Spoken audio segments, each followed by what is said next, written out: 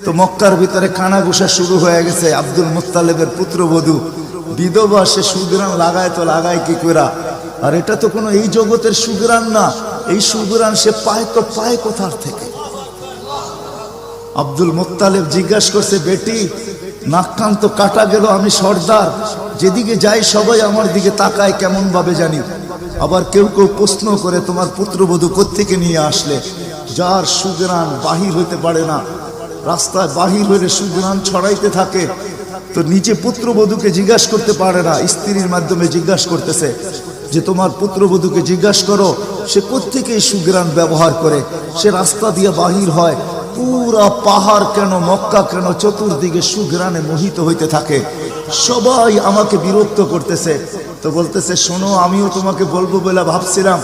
আমেনা যখনই গোসলখানার থেকে বাহির হয় আর আমি ঢুকি, মনে হয় যেন গোসলখানা কেউ সুগ্রাণ দিয়ে